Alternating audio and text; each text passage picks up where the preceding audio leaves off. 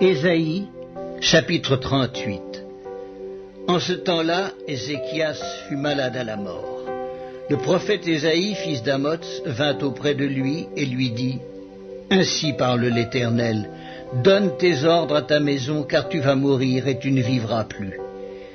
Ézéchias tourna son visage contre le mur et fit cette prière à l'Éternel.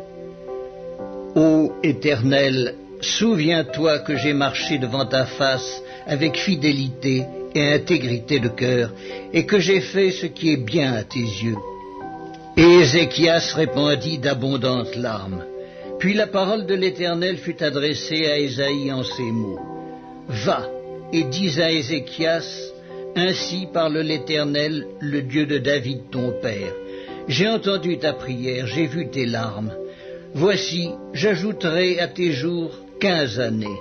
Je te délivrerai, toi et cette ville, de la main du roi d'Assyrie. Je protégerai cette ville. Et voici, de la part de l'Éternel, le signe auquel tu connaîtras que l'Éternel accomplira la parole qu'il a prononcée.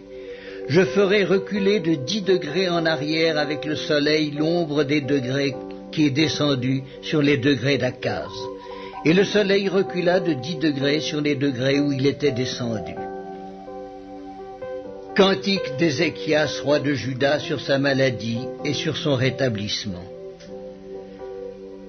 Je disais, quand mes jours sont en repos, je dois m'en aller aux portes du séjour des morts. Je suis privé du reste de mes années. Je disais, je ne verrai plus l'Éternel sur la terre des vivants. Je ne verrai plus aucun homme parmi les habitants du monde. Ma demeure est enlevée et transportée loin de moi comme une tente de berger. Je sens le fil de ma vie coupé comme par un tisserand qui me retrancherait de sa trame. Du jour à la nuit, tu m'auras achevé. Je me suis contenu jusqu'au matin. Comme un lion, il brisait tous mes os. Du jour à la nuit, tu m'auras achevé. Je poussais des cris comme une hirondelle en voltigeant. Je gémissais comme la colombe. Mes yeux s'élevaient languissants vers le ciel.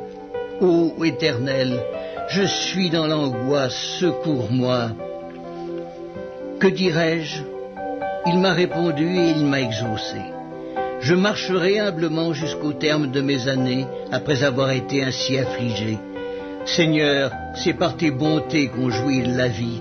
C'est par elles que je respire encore.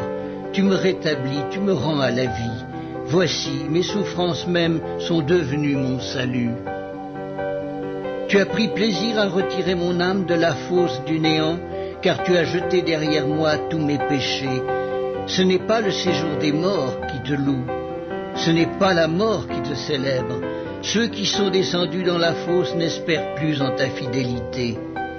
Le vivant, c'est celui-là qui te loue, comme moi aujourd'hui. Le Père fait connaître à ses enfants ta fidélité. L'Éternel m'a sauvé. Nous ferons résonner les cordes de nos instruments tous les jours de notre vie dans la maison de l'Éternel. Ésaïe avait dit qu'on apporte une masse de figues et qu'on les étende sur l'ulcère, et Ézéchias vivra. Et Ézéchias avait dit : à quel signe connaîtrai-je que je monterai à la maison de l'Éternel ?